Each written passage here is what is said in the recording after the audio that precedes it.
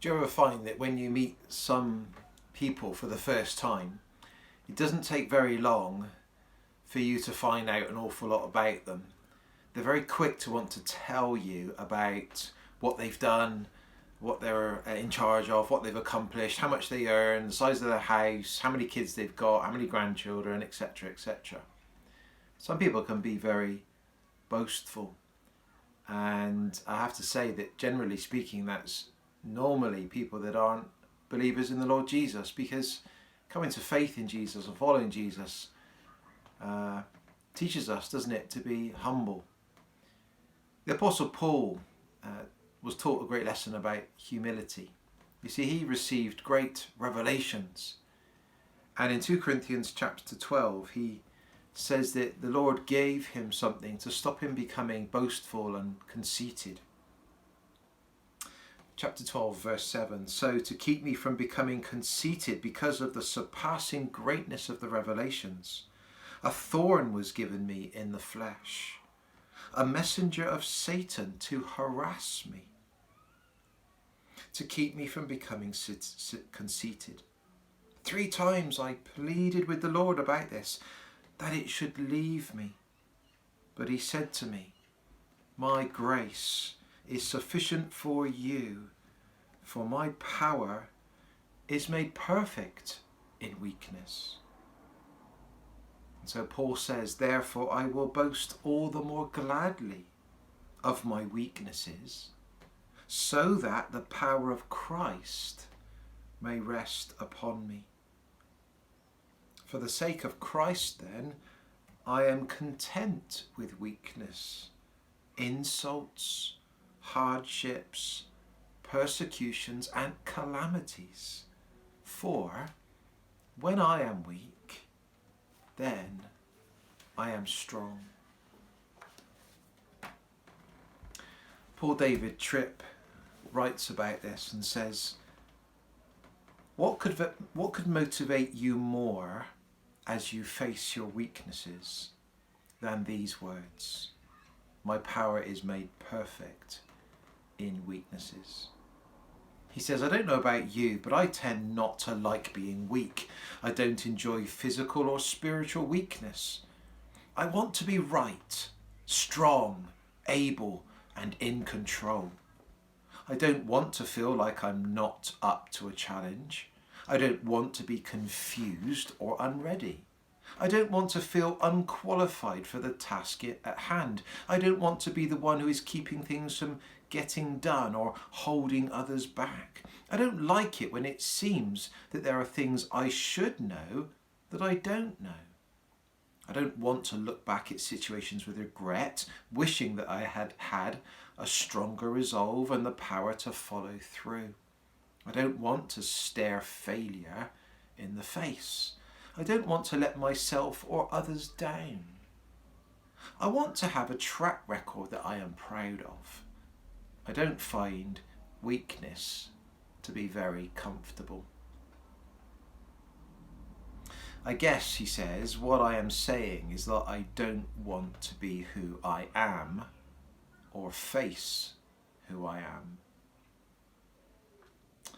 I'll read that again. I guess what I'm saying is I don't want to be who I am or face who I am.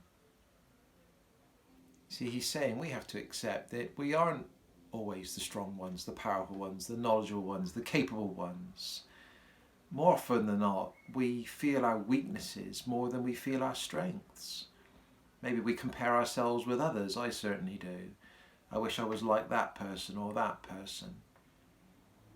And we can't run away from ourselves, can we? But we have to, under God's grace, acknowledge who we are and acknowledge our weaknesses gladly, to even boast about them, says Paul, because when we're weak, then he is strong. He says, as I suspect you're a lot like me. We all dream of independent strength and ability. We all crave independent knowledge and wisdom. We all want righteousness of our own. But the fact is that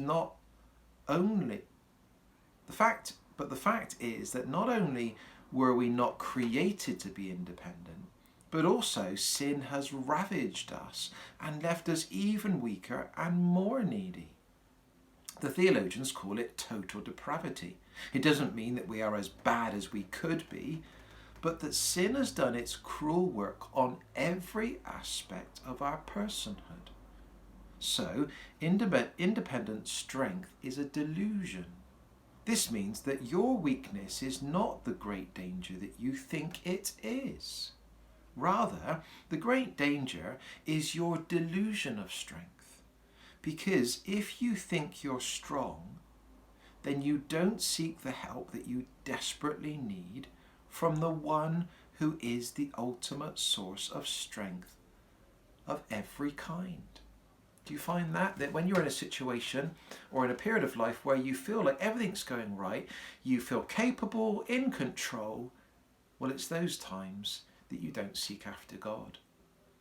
And yet those times when you just feel helpless, out of your depth, weak, a failure,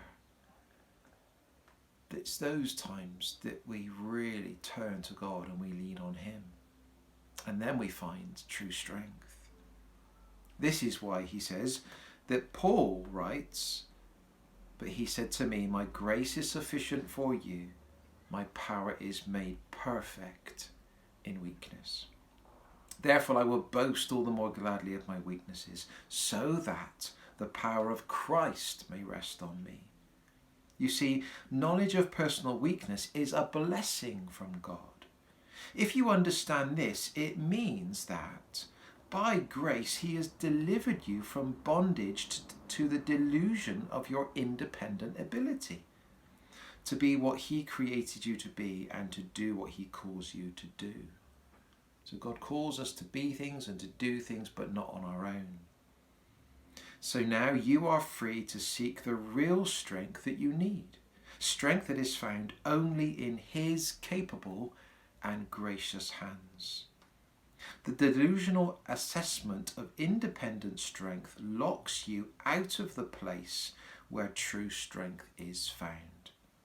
The hopelessness of weakness is the only door to the hope of real strength. Grace exposes how deep your need really is, then takes you by the hand to where lasting strength can be found. So, you can boast in what most people fear, because you have been and are being saved by grace.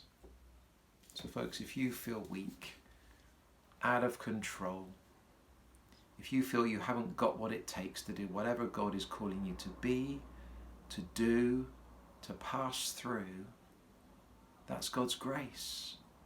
He's showing you that you can't do this on your own.